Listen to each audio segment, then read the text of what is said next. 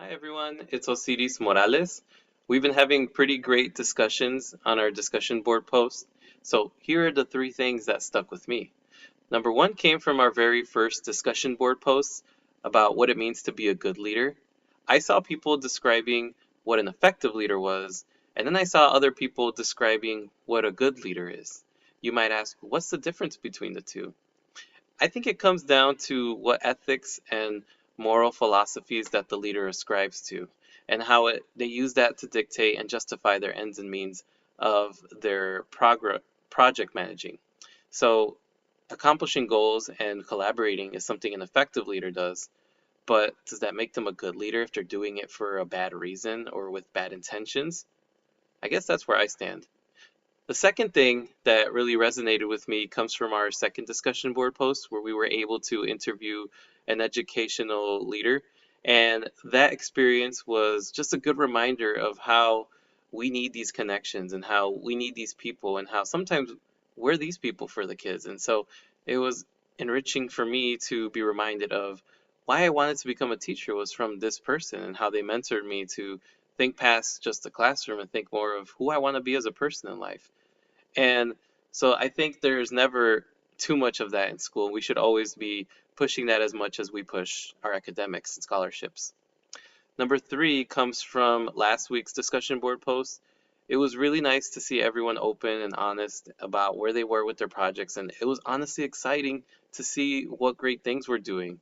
It was good to hear everyone jumping in and providing positive feedback and positive praise, and I think that's a good thing of what we do here at Purdue. Going off of the readings, my favorite reading was by Coggins, How to Be Heard. I think I really resonated with that story because I try to personify things into my personal life, even if I'm reading science or history. If I can attach a story to it, I can captivate my own attention to pay more attention. And I think Coggins just wrote the experience that a lot of teachers feel in their first couple of years and how burnout is a serious epidemic that we have as teachers as a profession. And so if we're able to tackle that, we can tackle a lot of the other problems that we have in education.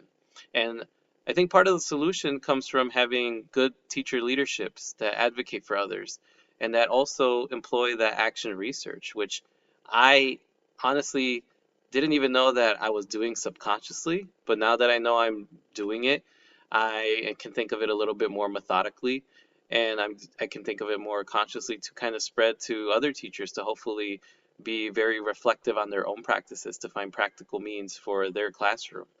And so, something that I still wonder about is we want to be good teachers and we want to be teachers that push other teachers to be better versions of themselves. But what if we meet a teacher who is fine with doing the bare minimum?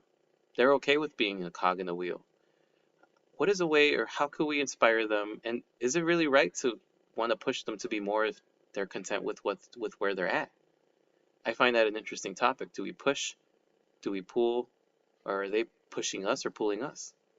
So excited to hear from the rest of you guys. Peace out. Girl Scout.